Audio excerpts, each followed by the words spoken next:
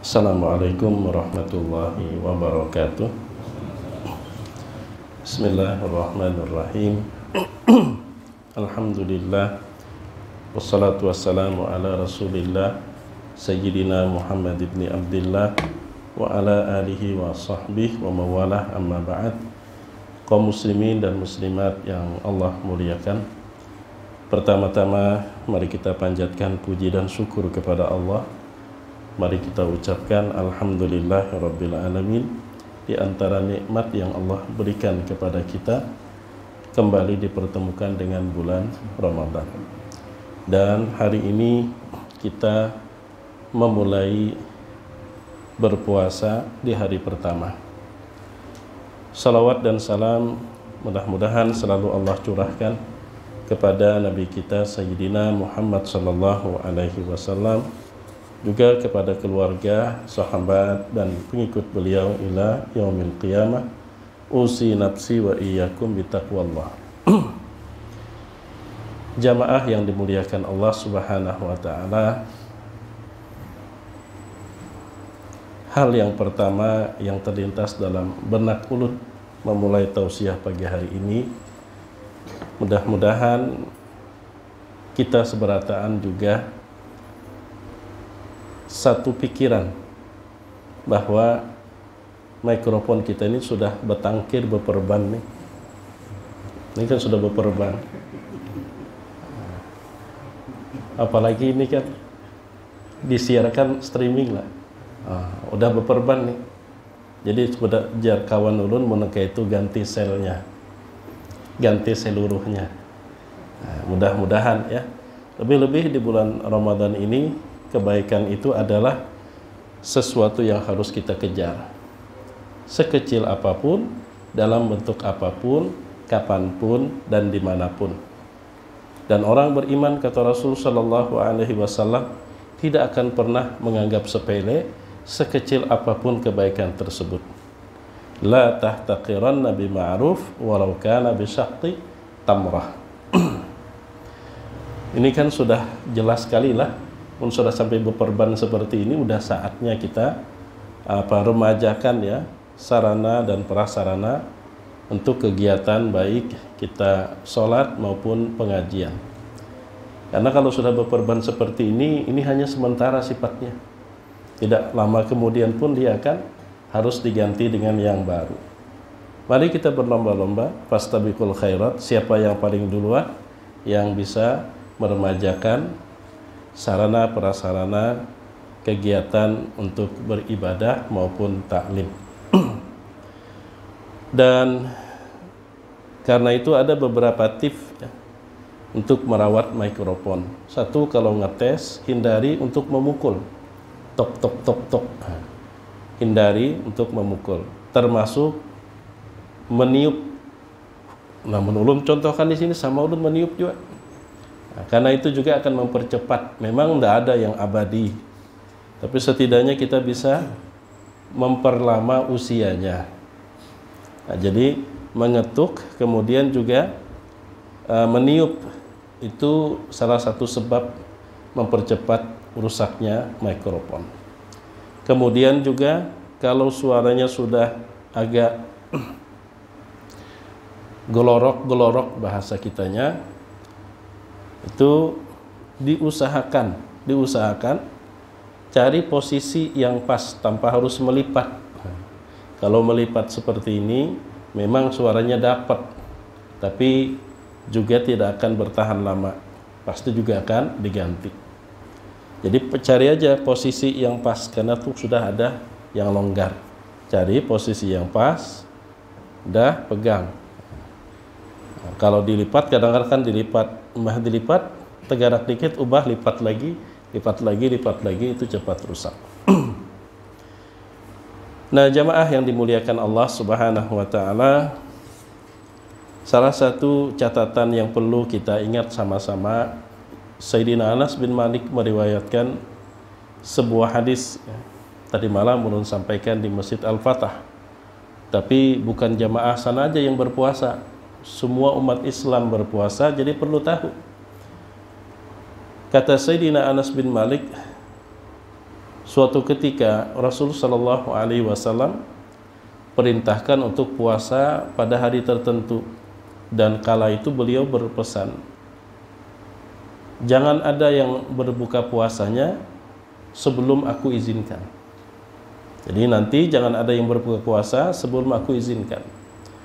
Maka pada saat itu umat Islam pun berpuasa, terutama sahabat yang ada di sekitar Nabi Shallallahu Alaihi Wasallam. Pada saat waktu sudah sore hari, waktunya standar kita berbuka, karena Nabi pernah mengatakan, atau karena Nabi berpesan, la yuftiranna ahadukum hatta adanalah, jangan ada yang buka puasa sehingga aku yang memberikan izin terlebih dahulu. Maka satu persatu datang menghadap Nabi Shallallahu Alaihi Wasallam. Satu persatu, ya Rasulullah, saya masih sampai sekarang, sampai saat ini, sampai detik ini berpuasa. Izinkan saya berbuka ya Rasulullah, karena memang sudah saatnya berbuka. Maka Nabi pun izinkan. Lalu datang lagi yang kedua, datang yang ketiga. Setiap yang datang Nabi izinkan, silahkan kata Nabi, kamu berbuka. Sampai datang seorang laki-laki yang mengabarkan, ya Rasulullah, ada 2 orang remaja putri, min ahlik, bukan orang lain sih, ada hubungan kerabat juga dengan engkau. Keduanya itu malu untuk langsung datang bertanya apa udah boleh berpuasa, apa udah boleh berbuka, dan sampai detik ini keduanya masih berpuasa. Ternyata Rasul Shallallahu Alaihi Wasallam tidak merespon. Laki-laki itu pun mengulangi, ya Rasulullah, mungkin barangkali Nabi kadang mendengar, ya Rasulullah, bagaimana apa 2 perempuan itu sudah boleh berbuka? Nabi tetap tidak menjawab. Sampai ketiga kalinya Nabi pun juga tidak menjawab. Lalu laki-laki itu pun pulang. Ternyata karena belum dapat izin untuk berbuka, perempuan itu pun, 2 orang perempuan itu pun tidak berani berbuka, sampai kalau istilah orang haus itu hidrasi lah, sampai kelihatan lemah. Lalu kembali datang kepada Rasulullah Shallallahu Alaihi Wasallam, ya Rasulullah, kadata an tamuta, kalaunya tidak berbuka ya Rasulullah, kalau pina mati ya Rasulullah. Apa kata Nabi Shallallahu Alaihi Wasallam? Bawa, datangkan 2 orang perempuan itu ke sini. Maka setelah didatangkan, Rasul Shallallahu Alaihi Wasallam, dalam riwayat lain disebutkan, ma shomata, sebenarnya keduanya itu tidak puasa. Sebenarnya keduanya tidak puasa. Sepanjang hari keduanya makan daging manusia, maksudnya menggibah. Jadi tidak puasa dia. Nah, jamaah yang dimuliakan Allah Subhanahu wa taala, lalu Rasul perintahkan kepada kedua perempuan tersebut. Yang pertama, qayyi, kata Rasul, coba kamu muntahkan sesuatu. Disiapkanlah mangkuk, ternyata keluar darah dan nanah, penuh mangkuk tersebut. Yang satunya, coba kamu juga muntahkan, kata Rasulullah. Maka juga sama, keduanya muntah, yang keluar adalah darah dan nanah. Maka Rasulullah Shallallahu Alaihi Wasallam bersabda, keduanya memang berpuasa dari yang dihalalkan oleh Allah, tapi sayangnya tidak berpuasa dari yang diharamkan oleh Allah Subhanahu wa taala. Pada dasarnya kan makan dan minum itu boleh. Kemudian datang syariat, aturan berpuasa, tahan haus dan lapar, dan segala yang membatalkan puasa sejak timbul fajar sampai terbenam matahari. Karena itu Rasul mengatakan keduanya memang puasa dari yang dihalalkan oleh Allah, puasa dari makan, puasa dari minum, tapi keduanya tidak berpuasa dari yang diharamkan oleh Allah Subhanahu wa taala. Yang satu ketemu dengan yang satu, kemudian duduk sama-sama menikmati, menyantap daging manusia, menggosip. Nah, jamaah yang dimuliakan Allah Subhanahu wa taala, perilaku menggosip itu tidak hanya dilakukan oleh kaum perempuan, walaupun identiknya memang perempuan itu punya keadaan yang membuatnya berpotensi untuk menggosip. Beda dengan laki-laki. Tapi bukan berarti laki-laki tidak mungkin menggosip. Masalahnya kalau dalam syariat Islam, perempuan itu lebih sedikit aktivitas berat ketimbang laki-laki. Laki-laki kan mesti kerja banting tulang. Jadi kesibukannya bekerja itulah yang membuatnya sedikit berbicara, itu laki-laki. Kalau perempuan itu kan, apalagi kalau kita melihat pola hidup zaman dahulu, perempuan itu banyak di rumah, pekerjaannya pun tidak berat, sehingga peluang untuk rasa jenuh, rasa bete itu sangat besar. Lalu kadang diisi dengan kegiatan yang tidak bijak, kegiatan yang keliru. Ya tadi bekutuan di muka rumah, bekutuan di muka rumah sambil menyurai rambut dengan sisir atau surai rapat, bepanderan, memandir orang. Jadi bukan berarti laki-laki tidak mungkin menggibah, laki-laki pun juga bisa, apalagi zaman sekarang. Terlebih kita, setiap orang rata-rata punya handphone, bahkan ada yang sampai 2. Dan gibah zaman sekarang tidak lagi dalam bentuk memandir dengan lidah, bisa jadi memposting, bisa jadi memposting informasi berita yang di dalamnya ada hal yang tergolong gibah. Maka ini hati-hati kita ngisi waktu sepanjang bulan Ramadan, hati-hati. Ya, jika bisa lebih banyaklah bersama dengan Al-Quran, baca Al-Quran. Kadang-kadang ya karena memang terasa lama menunggu waktu berbuka, masing-masing kan menggunakan handphonenya, lalu membaca berita tanpa disadari berita yang dibaca ternyata ada unsur gibahnya. Pendengar, konsumen itu juga kata Nabi ahadul mughtabain, itu termasuk bersekutu dengan yang menggibah. Cobalah kalau kita nang biasa aja, kalau kita hakun mendengari lancarnya bekesah, coba jangan didengari ampihnya mengesah. Nah ketika seseorang merasa bahwa materi yang dia sampaikan itu akan disimak, dia akan bicara. Tapi kalau orang tidak mau menyimak, dia pun tidak berbicara. Makanya Nabi mengatakan pendengar termasuk ahadul mughtabain. Itu salah satu dari 2 orang yang menggibah. Jadi menggibah itu tidak hanya yang memandir, yang ketujuh mendengar juga sama dosanya. Lebih-lebih sekali lagi di masa zaman sekarang, tidak aneh orang punya handphone 1 bahkan sampai 2, apalagi 3. 2 nang ketahuan, sebutin nang kada ketahuan. Nang kada ketahuan itu untuk nomor-nomor rahasia. Nang kadang-kadang bini bisa kada tahu nang sebutingnya itu. Nah, jamaah yang dimuliakan Allah Subhanahu wa taala. Kalau tidak salah ingat, pada pertemuan sebelumnya kajian rutin kita ulun membahas tentang adab batin membaca Al-Qur'an. Ada 10 yang dijelaskan oleh Imam Al-Ghazali. Nah, kenapa ulun angkat ini? Karena intensitas baca Al-Quran kita meningkat insya Allah di bulan Ramadan ini. Arti meningkat itu kan di luar Ramadan kita udah baca. Nah, jadi insya Allah meningkat. Yang mungkin tadi setengah juz, 1 juz 1 hari, atau yang mungkin barangkali lebih akan meningkatkan lagi. Dan Allah Subhanahu wa taala mengingatkan bahwa Al-Quran itu hendaklah dibaca sebenar-benar membaca. Sebenar-benar membaca sebagaimana firman Allah Subhanahu wa taala, a'udzubillahi minasyaitonir rajim. Alladzina atainahumul kitaba yatlunahu haqqa tilawatih ulaika yu'minuna bih wa may yakfur bihi fa ulaika humul khasirun. Mereka orang-orang yang telah kami berikan kepadanya Alkitab, lalu mereka yatlunahu mentilawahnya. Tapi bukan asal tilawah, haqqa tilawatih, sebenar-benar tilawah, tilawah yang sejati. Ulaika yu'minuna bih, mereka lah yang mengimaninya. Wa may yakfur bihi fa ulaika humul khasirun. Sebaliknya orang yang tidak mengimaninya, orang yang kufur, maka mereka adalah orang-orang yang rugi.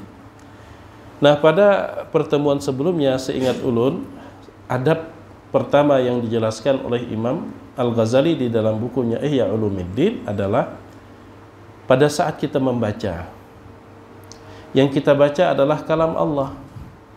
Yang kita baca adalah kalam Allah. Dan kalam Allah itu dalam kajian akidah bila harfin wala sautin, sebenarnya tanpa huruf, tanpa suara. Kalam nafsi azali. Nah, sementara kita sebagai manusia, kita tidak mampu membaca sesuatu yang tanpa huruf, tanpa suara. Nang nyata aja dulu ulun kada kau membaca isi pikiran pian, karena yang ada dalam kepala pian itu belum berbentuk huruf dan belum terdengar bunyi.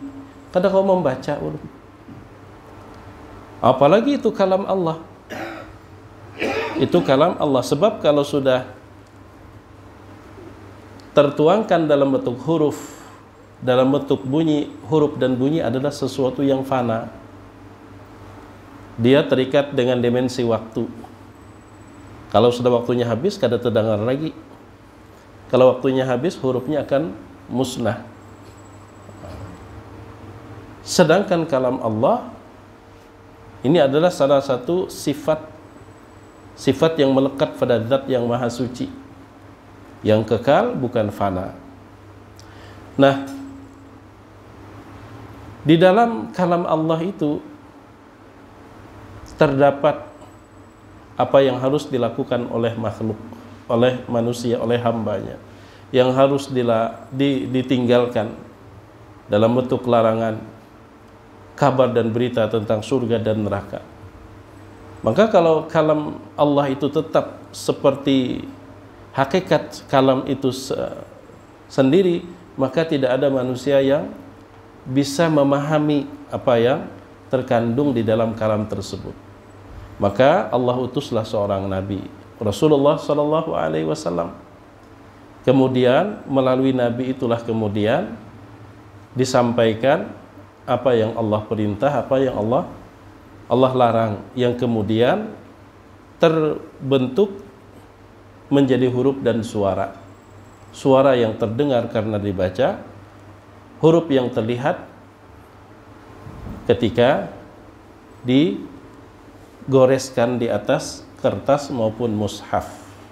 Maka dari itu kata Imam Al-Ghazali, pandanglah setiap huruf-huruf yang kamu temukan itu sebagai nikmat yang Allah berikan, karena itu ibaratnya penghubung, sehingga dengan kita membaca huruf-huruf Al-Quran yang kemudian dari huruf-huruf itulah mengandung makna, kita faham apa yang Allah perintahkan, kita faham apa yang Allah larang.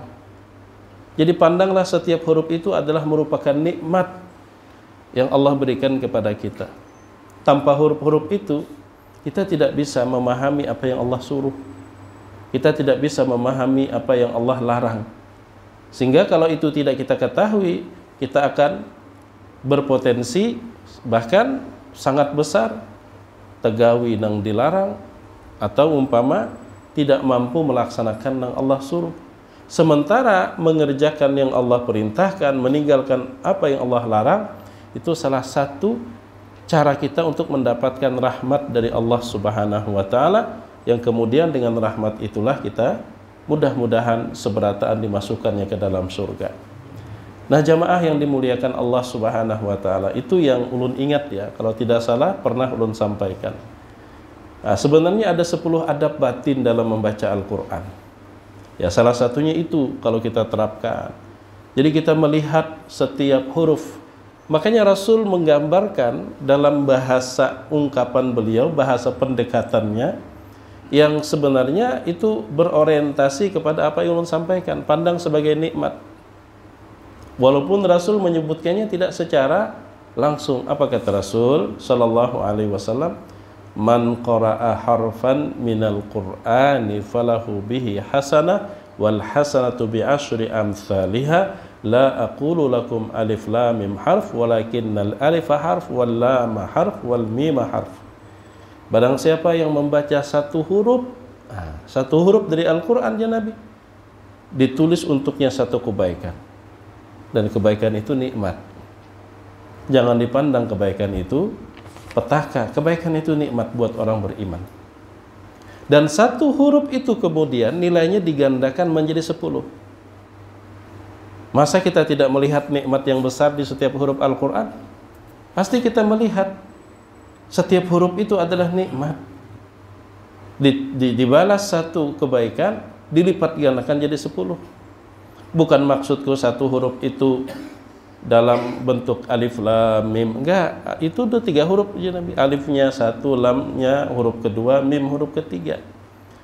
Jadi Imam Al-Ghazali ketika menjelaskan itu karena Imam Al-Ghazali itu memahami dan diberikan Allah pemahaman seperti itu. Sampai satu huruf mendapatkan kebaikan ketika dibaca dilipat gandakan 10, apa itu bukan nikmat? Itu nikmat. Kebaikan itu adalah anugerah. Bahkan kebaikan itu menjadi indikator apa indikasi nang pasnya. Kalau ini kada bisa juga.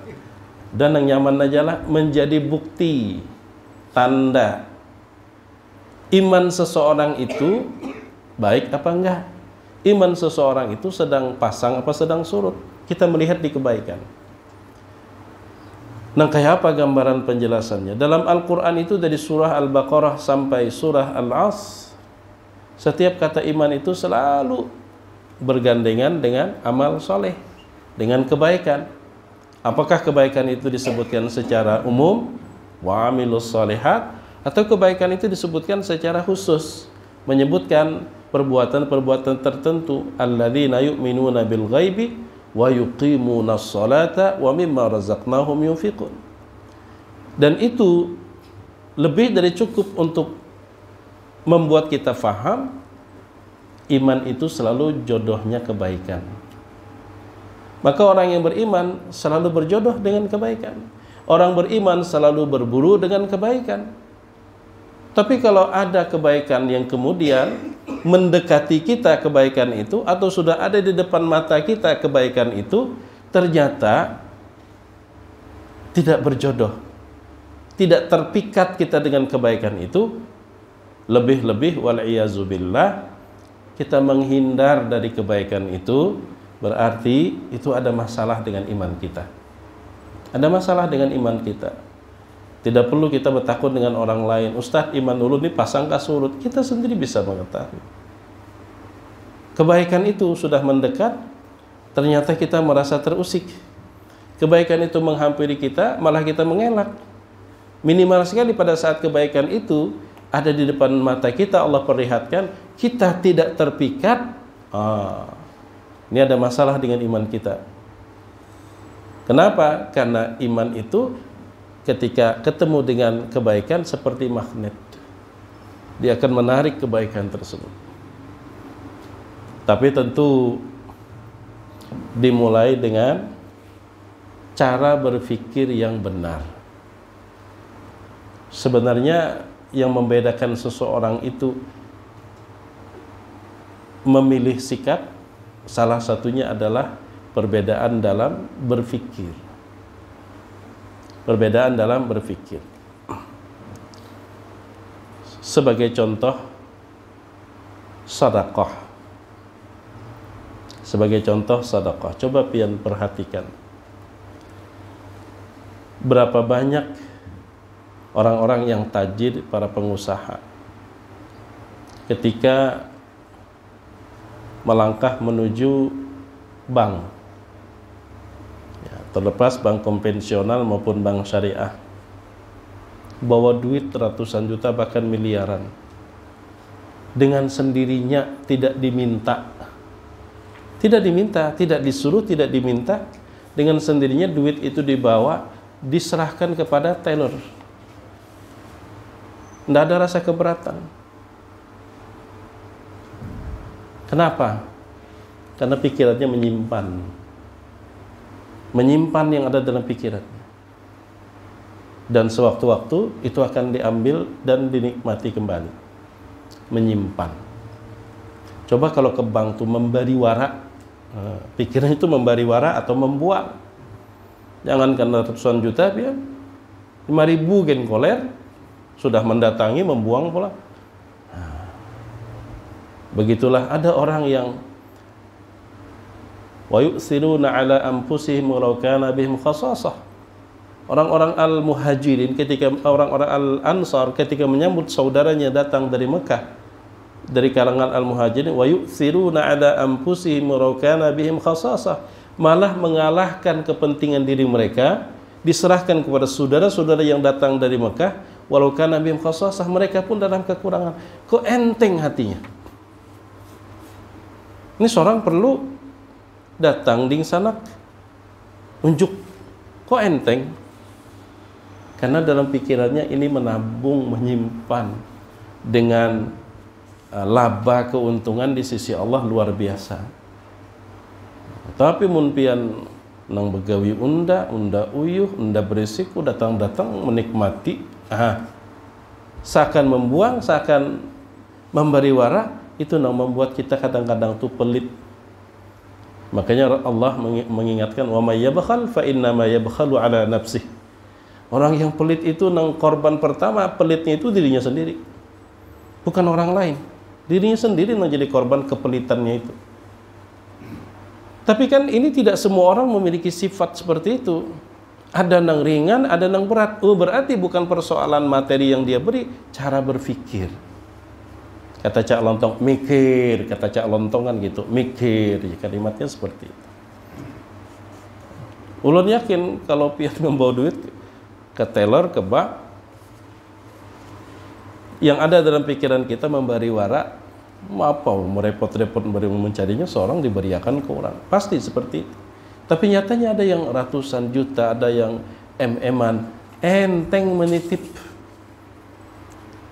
Yang membuatnya enteng itu apa? Cara berpikirnya. Saya menitip, saya bukan ngasih. Maka begitu juga. Dan salah satu yang membuat kita itu semakin tidak tercerahkan,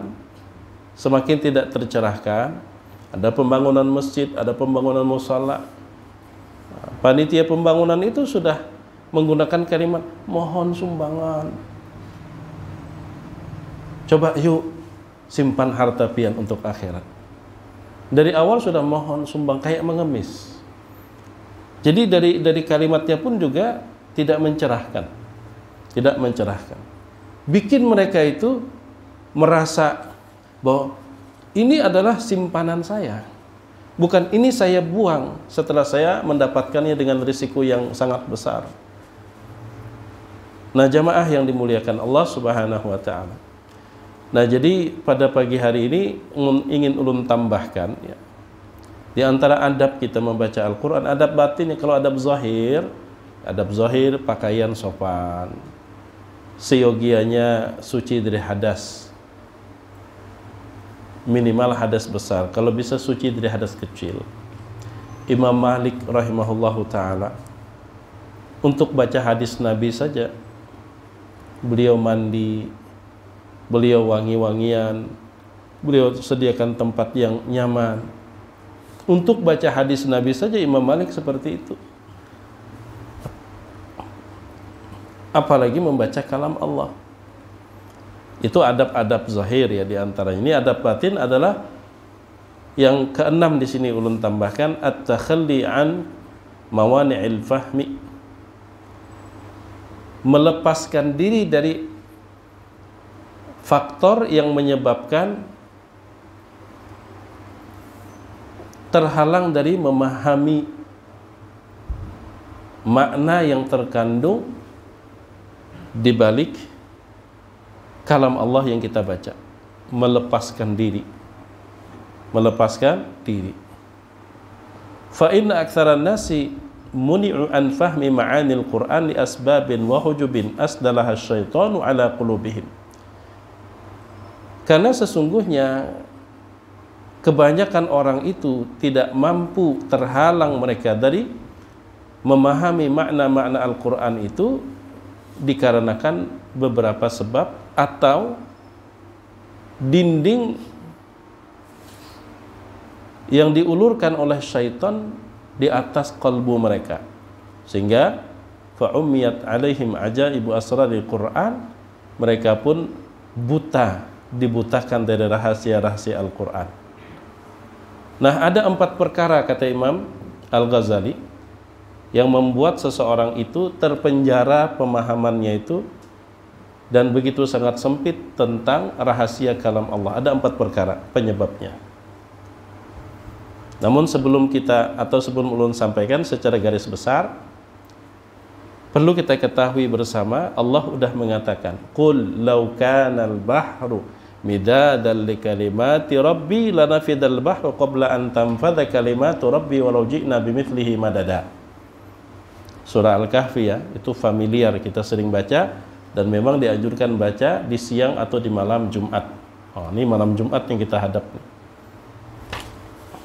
Yang oleh Nabi SAW dalam sebuah hadis, Allah berikan cahaya. Allah berikan cahaya dari Jumat ke Jumat berikutnya bagi orang yang membaca surah Al-Kahfi. Tidak mesti harus sekali duduk tamat satu surah. Bisa dicicil. Yang penting malam atau siang hari Jumat. Ya, kalau bisa satu kali duduk selesai dengan catatan tidak mengorbankan kewajiban yang lain, itu lebih baik. Ada 4 perkara kata beliau yang membuat orang itu terpenjara sehingga tidak berkembang. Dan Allah sudah menegaskan, "Qul law kanal bahr." Katakan wahai Muhammad, "Law kanal bahr," sekiranya lautan yang ada di dunia ini. Dan dunia ini kan lebih banyak laut daripada tanah. Midadan li kalimati rabbi, itu dijadikan tinta untuk kalam-kalam rahasia-rahasia kalam Allah. Lanafidal bahr, pastilah akan kering semua laut itu. Qabla an tanfadha kalimatu rabbi, sebelum habis menggoreskan rahasia-rahasia yang terkandung di dalam kalam-kalam Allah. Walau ji'na bimithlihi madada, sekalipun dihadirkan lagi sebanyak itu, seluas itu laut sebagai tinta, tetap tidak akan pernah habis. Nah, apa faktor yang pertama? Awaluha an yakunal hammu munsarifan ila tahqiqil hurufi bi ikhrajiha min makharijiha. Konsentrasi kita habis mengurusi letak keluarnya huruf. Habis di situ aja. Itu yang jadi fokus kita pertama. Habis-habis membujurakan bacaan. Bahkan ketika sudah bacaannya bagus, indah, kadang beranggapan ini udah sampai kepada puncak bacaan terbaik. Padahal Al-Quran itu kan merupakan pesan. Kalau ulun umpamakan begini, ulun ingin menyampaikan beberapa pesan, ulun tulis di atas kertas. Maka tulisan itu bukan sekedar dibaca dengan benar, dilantunkan dengan benar, tapi membaca isi surat tersebut untuk mengetahui isinya. Lalu isinya itulah kemudian yang diaplikasikan. Mau sekedar dinyanyi-nyanyiakan aja, ini gambaran surat ulun ya. Apalagi umpama energi konsentrasi dihabiskan untuk hal yang semacam itu aja. Ini lagu yang bagus ya, nah kayak ini kalau diubah nah kayak ini kalau yang ini. Habis energi kita tuh hanya fokusnya ke situ. Makharijil huruf. Sehingga dengan sendirinya istilah kalau kita kadang melangati seseorang itu untuk melakukan sesuatu, beri dia kesibukan. Dengan kesibukan itu akhirnya dia terlupakan dengan kewajiban yang sebenarnya. Itu salah satu politik siasat ya. Siasat politik itu kan siasat.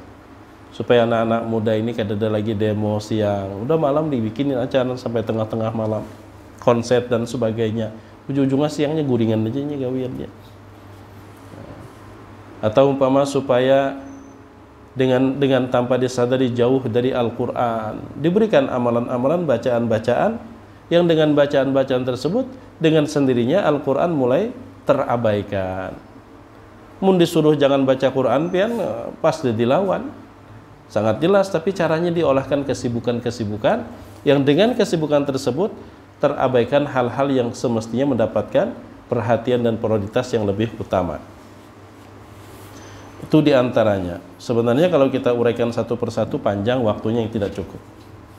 Kasihan nulun, karena lakas haus. Puasa ini banyak bepantil haus dia. Kemudian yang kedua, an yakuna muqallidan limadhhabin sami'ahu bitaqlidi wa jamada alaihi wasabata fi nafsihi at-ta'assubu lahu bimujarradil itba'i lil masmu'i min ghairi wusuli ilahi bi basiratin wa musyahadatin. Faktor kedua, taklid buta terhadap madhab tertentu yang pernah dia dengar. Taklid buta, lain pada ini salah, maknanya, pemahamannya lain pada ini salah, taklidnya buta pulang. Kadang begini, ulun menggambarkan, tapi bukan berarti salah, cuman perlu disempurnakan. Kita kembali kepada Al-Quran dan Sunnah, itu betul, tidak ada yang salah, memang harus begitu. Tapi tidak semudah kemudian kembali ke Al-Quran. Punya kemampuan kah kita? Apakah kembali kepada Al-Quran dan Sunnah itu sesederhana yang kita ungkapkan? Maka ada proses, ada prosedur. Prosedurnya jangan diabaikan. Semangat kembali kepada Al-Quran dan Sunnah memang diperjuangkan, tapi jangan sampai melupakan prosedurnya seperti apa, mekanismenya seperti apa. Itu sama seperti apa ya? Sekelompok kucing nih, sekelompok tikus nih rapat, karena setiap hari selalu ada dari mereka yang menjadi korban dimakan oleh kucing. Rapat tikus. Nah, kayak apa caranya supaya kita bisa menekan tidak ada lagi korban?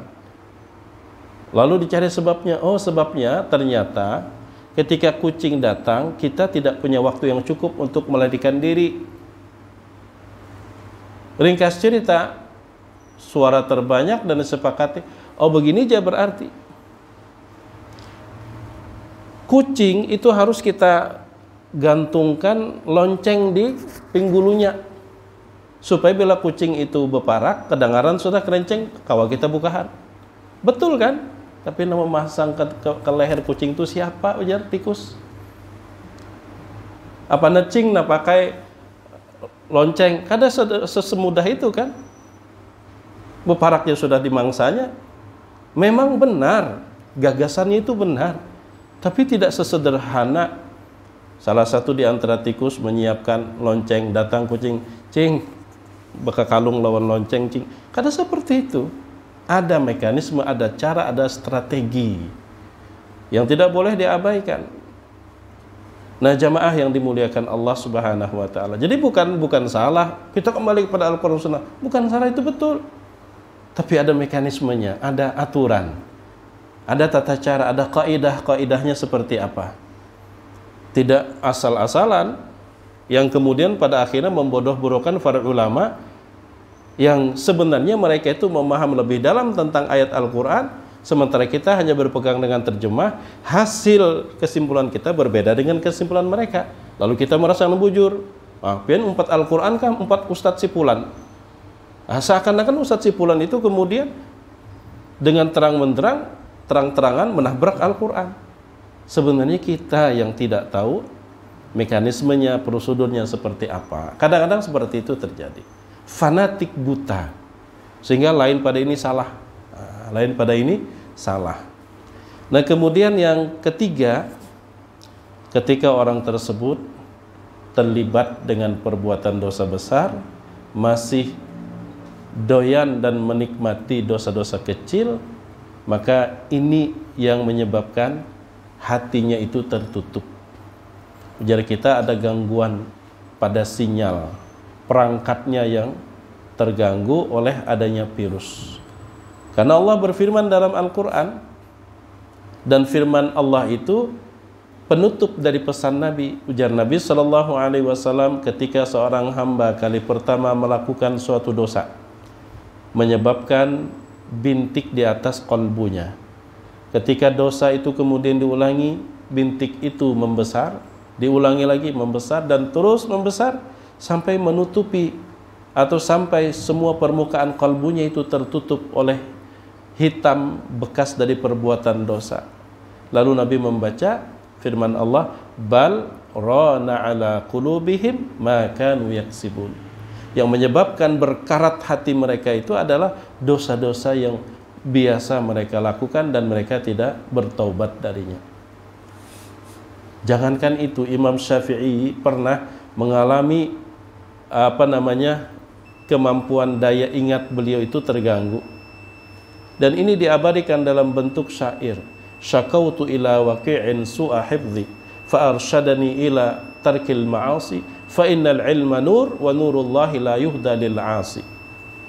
Aku mengadu kepada guruku Imam Waqi' tentang kenapa hafalanku menjadi buruk dan rusak. Fa arsyadani ila tarkil ma'asi. Guruku kemudian nuntunku untuk meninggalkan perbuatan maksiat. Fa innal ilma nur, ilmu itu cahaya. Wa nurullahi la yuhda lil 'asi, dan cahaya Allah enggak akan diberikan kepada orang yang bermaksiat. Jadi baca Al-Qur'an itu ya sekedar bacaan dimuntung aja, enggak menyerap energi rahasia di balik kalam Allah. Itu yang ketiga. Sedangkan yang keempat penyebabnya adalah berasumsi bahwa yang namanya tafsir dari kalam Allah itu hanya apa yang pernah dia baca. Lain pada yang pernah dia baca, maka dikategorikannya ini tafsir menggunakan akal dan nafsu. Dan ini masuk dalam ancaman Nabi SAW, man qala fil Qur'ani bi ra'yihi aw bima la ya'lamu falyatabawa maq'adahu minan nar. Barang siapa yang berkata-kata tentang Al-Qur'an dengan ra'yunnya, dengan akal sematanya, aw bima la ya'lamu, atau dengan sesuatu yang dia tidak mengetahui, siap-siap dia masuk dalam neraka. Itu memang ada hadis Nabi. Nah, yang keempat ini ulun terjemahkan mungkin secara harfiah. Yang keempat, an yakuna qad qara'a tafsiran zahiran. Orang tersebut telah membaca sebuah tafsir yang zahir. Wa taqada, lalu dia berkeyakinan annahu la ma'na, tidak ada lagi makna li kalimatil Qur'an, untuk kalimat-kalimat Al-Qur'an, illa ma tanawalahu naqlu, kecuali apa yang telah dijelaskan secara teriwayat an Ibni Abbasin, baik dari Sayyidina Abdullah bin Abbas, wa Mujahidin, atau dari Mujahid, wa ghairihima, terikat dengan tafsir-tafsir yang ada. Lain pada itu berarti salah. Padahal tafsir dari Abdullah bin Abbas, tafsir dari Mujahid, itu hanya sebagian rahasia Al-Quran yang Allah fahamkan kepada mereka. Bukan semua, itu hanya sebagian rahasia Al-Quran yang Allah fahamkan kepada mereka. Tapi kalau kemudian beranggapan lain pada nang itu, wah berarti ini menafsirkan dengan akal sendiri, maka inilah termasuk penyebab orang pemahamannya terhadap Al-Quran itu menjadi sempit dan terpenjara oleh pola pikirnya sendiri. Nah, barangkali ini yang dapat ulun sampaikan. Mudah-mudahan bermanfaat. Udah mulai kental ludah ulun, berarti kan sudah mulai sadang. Nggih, jadi ini yang dapat ulun sampaikan. Ampun maaf jika ada salah dan khilaf, jika ada tutur kata yang kurang sopan, bila ada sikap yang tidak menyenangkan, mudah-mudahan bisa dimaafkan. Hadanallah wa iyyakum ajmain. Sudah jam 6.26 ya. Masih lama lagi buka puasa. Kalau jam 6:06 kan parak buka puasa aja kalau lah. Masih lama lagi buka puasa. Jadi sekali lagi terima kasih, jazakumullahu khairan. Subhanakallahumma wa bihamdika asyhadu an la ilaha illa anta astaghfiruka wa atubu ilaik. Assalamualaikum warahmatullahi wabarakatuh.